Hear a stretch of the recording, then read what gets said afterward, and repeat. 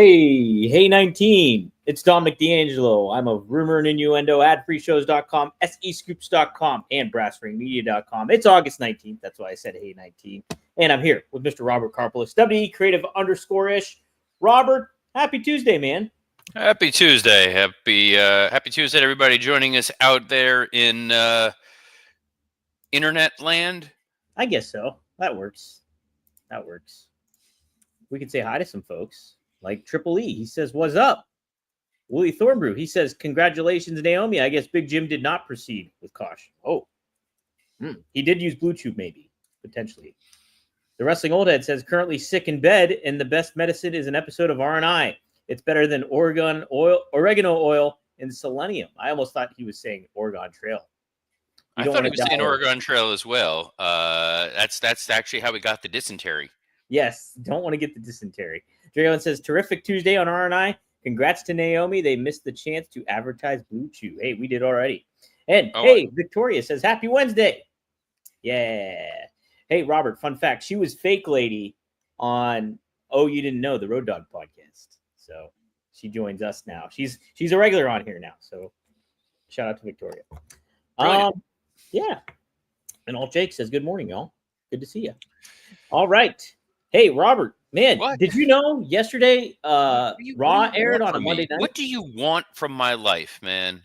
I'm just trying to sit here, enjoy my coffee, respond to a Slack message from someone who decided to bother me, and obviously Jeff Henninger says we may have lost Tommy Dreamer, gained a Baby Uso. Yes, rest in peace, my good friend Tommy Dreamer. Who he and I were both equally surprised to find that he was dead. That popped me to no end. What was that? Was that in reference to anything, or is that just it's Paul inside joke? I don't get it. I think it was honestly. I think Paul made a mistake, and he was just kind of on a roll of talking about people, and it turned into the dearly departed Sabu, the dearly departed. He didn't mean it. He just went forward. Hey, Robert, do you French press? No, it's a very personal question. No, I do the Starbucks gimmick in the morning, man. Okay, like you have ground Starbucks coffee, or you go to Starbucks? I get the ground Starbucks coffee, make it in the coffee maker. In the afternoon, I'll throw up a Tim Horton situation. Oh, hey now, are you a blonde roast or pike roast guy?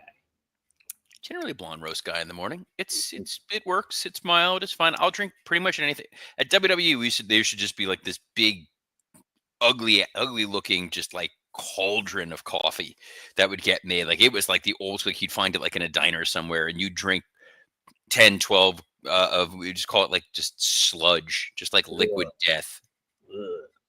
Yeah, that's like Whole Foods coffee too upstairs. Don't.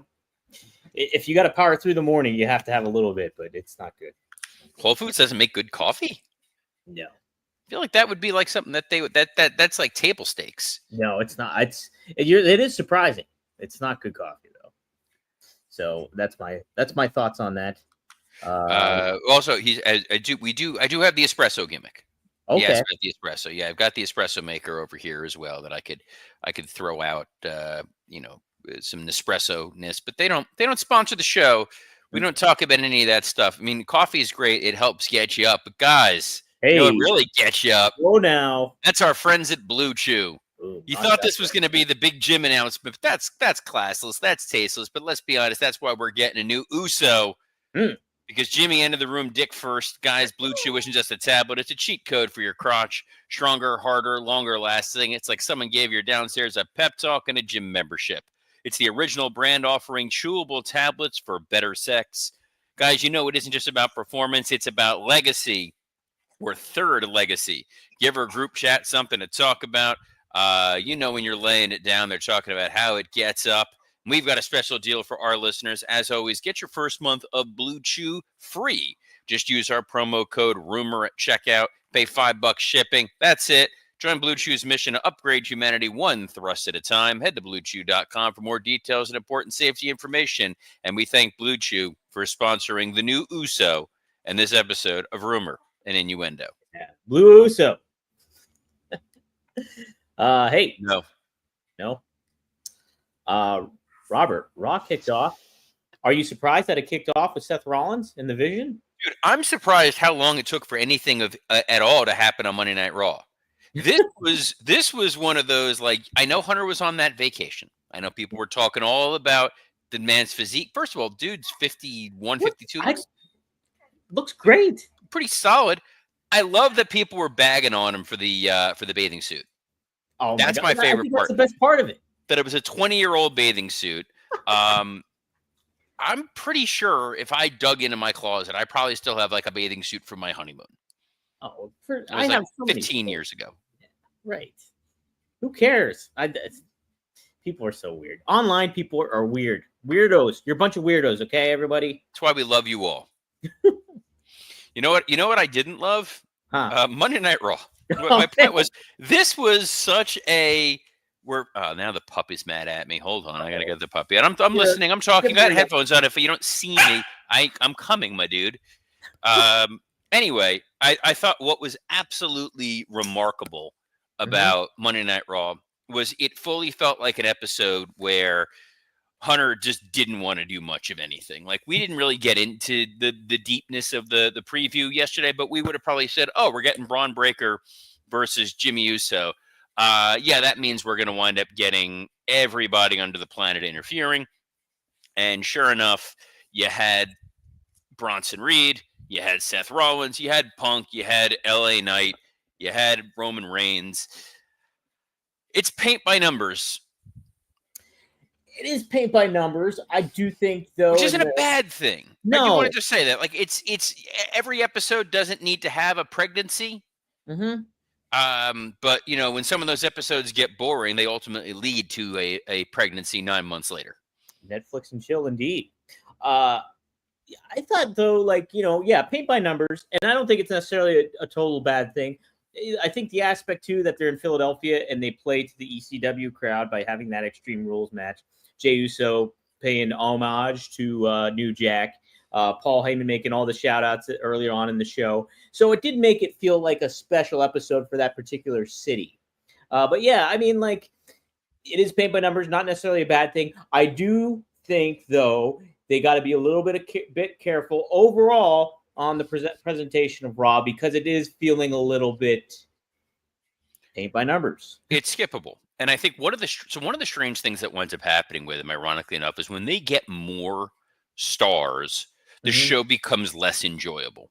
This was a problem that they had back in the early 2000s when you look at that roster and you go, boy, we've got Hogan and Michaels and Hunter, as well as John Cena, Brock Lesnar, just all these guys, and we don't really know what to do with all of them. So some of the people do get lost in the shuffle. Like, you go back and you look at the roster they had at WrestleMania 19, it's unbelievably stacked, yet it's not exactly an era people really remember as being creatively fertile. The biggest creative fertility time, no disrespect to Big Jim, was when they really had their backs against the wall. And it's like, all right, I got to do something with Steve Austin. I got to do something with Rocky Maivia. I got to do something with Mick Foley. And it's the Heyman philosophy, that idea of, I've got this island of misfit toys. These are the only guys I got. I got to make something out of them. This felt a little bit like, well, we know we're going to give the crowd CM Punk. They're going to get 30 seconds of CM Punk. We know we're going to give the crowd 30 seconds of Seth Rollins. We know we're going to give them 20 seconds of Roman Reigns. So it's just a matter of how do we get there? And then there was that previously on Raw, and Heyman. I could listen to Paul Heyman talk all day, every day, twice on Sunday. But even he knew there was a lot of padding there. Sure. And I would have loved to have seen Braun Breaker get his hands on one of those little kids that were yeeting. Oh, yeah. It was a cool visual, though. Like, Jey Uso, he felt like a big deal. I think he felt like a big deal kicking off Raw like that. He did. Jay felt like a big deal. He feels like a guy who's like, give me the ball. I want to run with it. But it also is tough because he is definitely not the 1A of Monday Night Raw. You have Roman, you have Punk. I'm not going to go so far to say you have LA Knight, but you've got guys, and I feel like where this is ultimately going to go, I'm gonna throw out a wild prediction, Don. Ready for a wild ass prediction? I'm ready. Let's hear it. So there are those 4 guys floating around the main event. We know Survivor Series 5-on-5. Yeah. So if you're as we My phone just goes off. Like if I'm on a live stream or something, it'll stop and then it'll just start playing something. It's stupid. Sorry. Love it. Modern technology. Dom's the best. I feel like if you're going into a War Games and you've got Jey Uso and Roman Reigns and LA Knight and CM Punk, and on the other side you've got Bronson Reed and Braun Breaker and Seth Rollins. By my math, you need 2 on one side, 1 on the other. You got to get John Cena on Survivor Series. And you want to put him in a main event spot, but you can't put him in a main event one-on-one spot, especially on a Survivor Series show. So plugging him in as the 5th man in that War Games match feels like a big deal. So you need 2 guys that John Cena's got issue with. One, Mr. Logan Paul. The other, reuniting Brock Lesnar and Paul Heyman. Oh my! In the War Games. Let's go crazy, man. Let's make that happen. I feel like that's a fun situation that you can get to. I like it, Robert. I like it. Well, you talked about LA Knight. Did you like the dynamic? Of even before you even had anything involving no. LA Knight in that hallway. This is not in front of a live crowd. Right. You're in the back. You have the chance to kind of think for a second about what you're going to say. And he still flubbed over lines. He still felt like I've rehearsed this. I know what I'm going to say, and I still somehow screw it up. Right. There's something so inorganic about everything LA Knight does and says. And he's a guy that I do, contrary to popular belief, I do want to see LA Knight succeed. I think there's something to a guy who has worked this hard for this many years. Do I want to point out that he's a Mr. Kennedy knockoff, and Mr. Kennedy was obviously one of my creations who's near and dear to my heart? Yes, I do. But when he was Eli Drake, like it was an entertaining thing in TNA. Yeah. And in NWA too, he was good in NWA. And in NWA, and we would talk about Billy in the CW, Absolutely. but we don't have that kind of time. No. Wrestling Old Head says, hot take, LA Knight is better as a heel. It's not a hot take. He was not miscast as the manager of Maximum Male Models. In the same way, Adam Cole would not have been miscast as Keith Lee's manager. Not a super popular opinion or take, but I think that there was something to the guy can fit that role and occupy a void. In the same way, there was that remember Abraham Washington? Oh yeah, yep. Guy was perfect for that. We used Paul Mercannon as a network executive. Like there are certain guys who you can find a role for them. You don't necessarily need to see them wrestle week in and week out. Someone who I would have said would have fit that mold for a while would have been Natty. But the path that she's carved outside of WWE gave me a lot of hope, a lot of promise. And then we got whatever the hell that was last night on Raw. Yeah, that was peculiar. I mean, because you get to see her at AAA and Triple Mania and stuff like that. She's got the Natty persona. And it's just like, Robert, did they even reference that at all? Like during that match or anything to that effect of her wrestling as Natty on Raw last night? I don't think they did. And I don't know. I don't know what that was or really what they're doing. And what's the most bizarre to me about it, if I'm perfectly honest, is the persona that she's doing out there outside of the WWE makes perfect sense and can absolutely be portable and used on TV. And there's a credibility to it. And I kind of thought, oh, maybe we're going to give Natty one last kind of run working with some of these stars. And instead they used her to get over Nikki Bella. Yeah. It felt just really weird. I'm with you, Robert. It felt really weird. And I think you almost with this Natty thing, you almost have a Kurt Angle and ECW kind of vibe to her, where it's just like give that intensity and get like a little bit more of just a world beater kind of thing, and you're not making the most of that. It's just it's a side project. It feels weird to me. Globally unpopular opinion that I hold, the ECW revival would have and should have worked. Yes. I was at the house show that they did at the ECW Arena, talked about it a bunch of times, but the roster that we had for that was Murderer's Row. Mm-hmm. It was Rob Van Dam. Oh man, good friend. No, it wasn't that. It was when I said Murderer's Row, and then I was going to say the next name, and I didn't even mean to intentionally say it. But yeah, that guy, and Kurt Angle, and Big Show, and John Morrison, and Punk. It was a nice way of integrating Elijah Burke. Oh yeah. Marcus Corvant. Like there was a lot of talented guys there, and it basically was going to be NXT. That was sort of what they were building. And the problem is that you were trying to appease sci-fi at the time, and that's stupid. Like we're going to do the zombie gimmick, and we're going to do the alien, but they played it for laughs, right? And the crowds wanted something that it was never necessarily going to be. And a guy right now who should never have gotten over in front of that Philly crowd, but absolutely got over in front of that Philly crowd, is Mr. Iguana. It's crazy. There's a giant, it's funny enough, there's a giant ass iguana literally sitting. I'm looking at it right now. He's chilling out by my pool. That's fantastic. If I could turn the camera, I would, but you're not going to be able to see it. But yeah. Right. Oh man. Well, Robert, no, it's crazy to think too. Yeah, you had an Extreme Rules main event, and then earlier in the show you had a guy with an iguana puppet, and still, and both got over. But why not? That's wrestling, right? Dude, that's the secret sauce. When you're able to have a little bit of everything and elevate a guy like Mr. Iguana, he's going to sell merchandise. He's going to give you a let me up moment. Santino used to be able to occupy that space quite a bit, and Santino almost won the damn Rumble.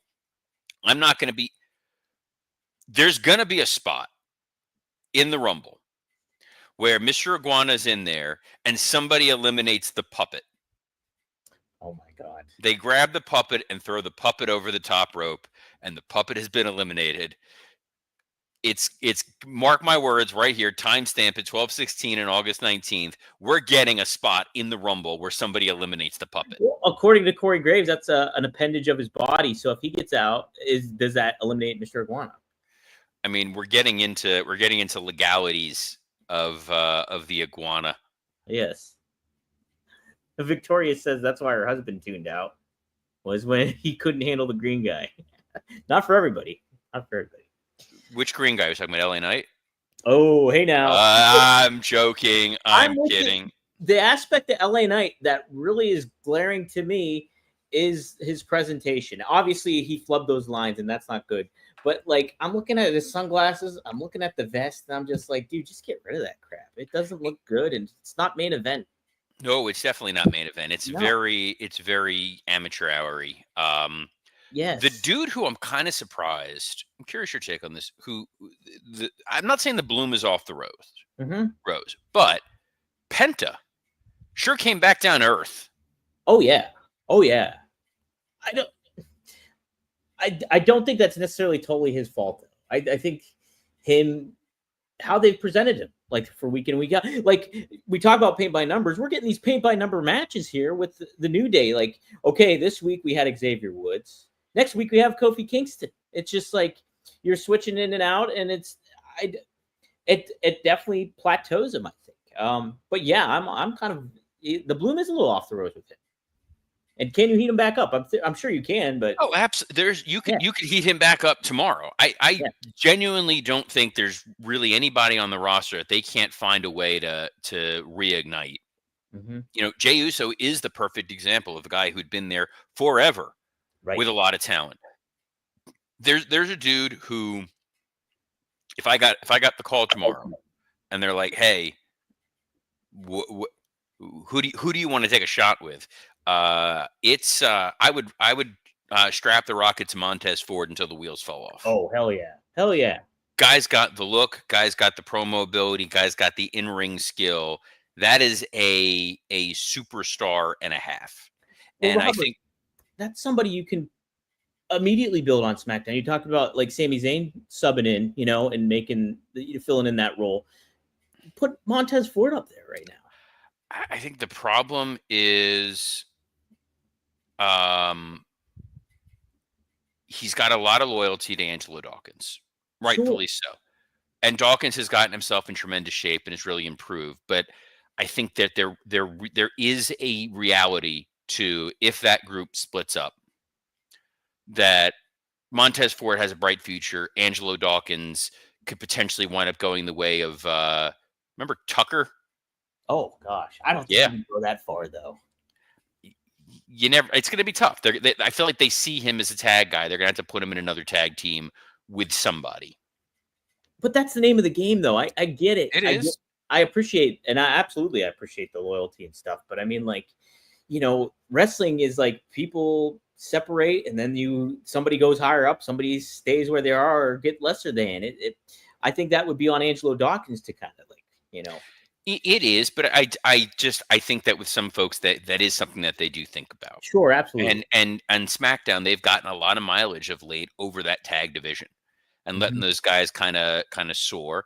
And sometimes a great tag team elevates somebody. You see what's going on with Charlotte Flair, and they're setting up some nice teams to compete with them, namely clearly the Kabuki Warriors turning heel. You've still got that? Did you like that, Robert? Yeah, I do, because here's the thing. Asuka absolutely has a ceiling as a babyface when you have Rhea Ripley, who can go out there and connect with the audience in the way that she does. With Asuka, we've seen it a lot. I think Asuka has a chance to work with Lyra Valkyria and elevate her. I think she has a chance to obviously work against Io Sky and deliver some great matches. Her and Kairi Sane as a heel tag team going up against Alexa Bliss and Charlotte is interesting. Yeah, I just caught that backstage segment where like they're all arguing with Rhea, and I'm just like, I almost feel like they need something else. Like they need like a manager. They need something to kind of. I just think it's going to get lost in the shuffle. I think with the mainstream audience, that the Kabuki Warriors and stuff, they won't feel as important. I don't think. I think that they are they're a killer heel team, but I think that part of the challenge is with the women's division for a while, they were sort of done to say a disservice is an understatement, but one of the disservices that they were dealt with was it was an all or nothing with the women's title. There was not an intercontinental title. There was not a U.S. title. There were not steps to get to a main tier. So as soon as you debuted, you essentially were going for the title. I mean, Gail Kim won the title on her first night. So we've seen Asuka as world champion. We've seen Asuka as a long-term world champion, both in NXT and in the main roster. So what is something new and different and unique to her persona? The ability to deliver promos is obviously going to have a ceiling through no fault of her own, but there's going to be a ceiling. And as soon as you give her a manager, there's a disconnect that's going to wind up existing. And they right now just have a glut of tremendous female talent to work off of. And sometimes you got to take a back seat. Sometimes you got to wait. Her and Kairi Sane as a tag team is going to be super entertaining. Yeah, I just think it's like a retread. It's something we saw already, and it's a retread. But very few wrestlers can really continuously reinvent themselves, and eventually they run. I mean, how many times have you seen Chris Jericho reinvent himself over the years? The dude was great at it for a long, long time. And then it feels like in AEW, eventually he reached a point where the wheels fell off and he couldn't reinvent himself anymore. Where the hell is Chris Jericho, by the way? Hey, I mean, speaking of Robert, it so happens that a little... It's almost like I read the run sheet. And right, it's almost like I was leading you there. It so happens that he made a little like on Instagram, and it was in reference to his contract expiring and potentially going to WWE. And then if you're a fan of Dave Meltzer, he's of the Wrestling Observer, he happened to say this on the latest Wrestling Observer radio. There's been a lot of talk about WWE. I know from WWE standpoint, there's a lot of talk there about Jericho. People speculating the Royal Rumble. Nobody's officially said anything, nor will anybody officially say anything. So there you go. But Robert, I mean, hey, Chris Jericho he's a master manipulator in certain ways. Do you think we're going to see him back in WWE? Is this a foregone conclusion? Yes. I agree. I agree. So you don't want me to elaborate on that? Sure. Yeah, you can if you want. So Jericho gets complacent. He gets bored, and then he's got to go do something else. Mm-hmm. When I was there, he had gotten complacent. He had grown bored, and he went to go tour with Fozzy. Then he came back. He had the light up jacket. He was a different guy as you're drinking your prime, like Logan Paul over there. I think that the landscape in WWE right now is so different than even the landscape that Jericho left, that I think that there's opportunities for him in WWE that do not necessarily exist in AEW. One is Jericho had for a long time a very successful podcast. The WWE ecosystem right now is such that they are a fertile breeding ground for folks to be able to launch podcasts again and leverage that platform. I think there's guys for Chris Jericho to work with in WWE that he, in his mind, can elevate. I think him getting a chance to work with Logan Paul is really interesting. Dom would be somebody that I think he would have a lot of fun with. I think the chance to get to work with Braun Breaker would be intriguing for Jericho. He obviously is a first ballot Hall of Famer for the WWE Hall of Fame. Mm-hmm. There's a lot of opportunities for Chris Jericho in WWE that don't make your eyes immediately roll. Versus if he was back at AEW, who are we lining up to see Jericho necessarily work with? Jericho, Mr. Iguana, could be a lot of fun. Oh yeah. I just think that Chris in WWE, there's a lot of unique opportunities for him that didn't exist a couple years ago.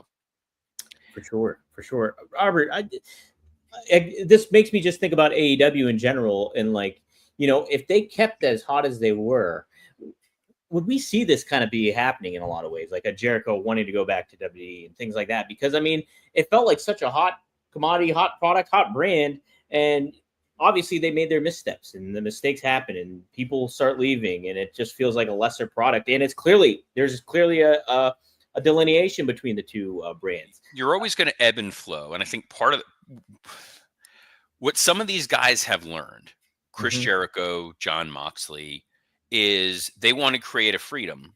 And then when they get creative freedom, they realize they don't have anything to hide behind when their creativity doesn't exactly bear fruit. So Moxley famously left WWE and think, I have to wear that gas mask and a hot dog vendor. This is stupid.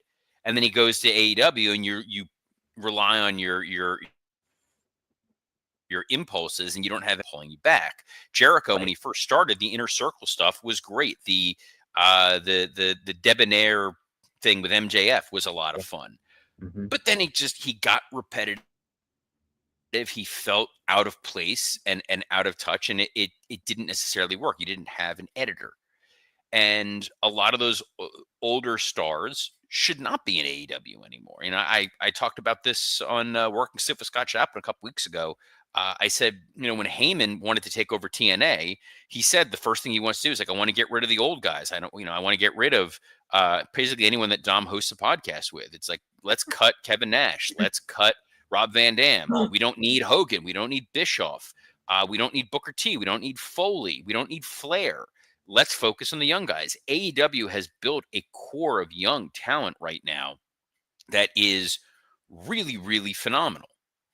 And if they get the opportunity to really get behind those guys and give Ospreay and Swerve the spotlight, Hangman, MJF, Mark Briscoe, Takeshita, Kyle Fletcher, like you've got a group of young, hungry talent that can really, overachieve. They just have too many guys and they don't have enough opportunity. Whereas WWE, they got a ton of programming. They got a ton of spaces where they can use people. And a guy like Chris Jericho can carve out a niche for himself. Yeah. I think it'd be funny to see Jericho sign an NXT contract. That would be great. Kind of like what he did with Ring of Honor, but just like he's the young up-and-comer who's got to work his way up from the bottom. I think that's fantastic. That'd be wonderful. But what's wonderful, Dom, is that we get to do this show every Monday through Friday, noon Eastern. In fact, tomorrow we'll be here with that young whippersnapper, Justin Barrasso.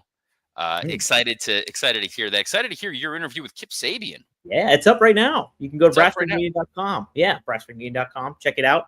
We cover a lot of ground in 20 minutes. It's a nice short interview, but it's fun. Well, we cover the entire world of wrestling in 30 minutes, and we do that every Monday through Friday at noon Eastern on a plethora of platforms, including the WWE Creative_ISH X account, the @Dominic D'Angelo X account, the @SE Scoops X account, and on YouTube on Rumor and Innuendo and ad-free shows. What a day, what a world, what an unfortunate shirt Dom is wearing of the New York Football Jets. So on behalf of the man who has terrible tastes in football, but great tastes in co-host, Mr. Greg Gagne, Dominic D'Angelo, I'm Robert Karpolis. Best of luck in your future endeavors. Hey, WWE, are you looking for a podcast? We got one. Give us a call. No.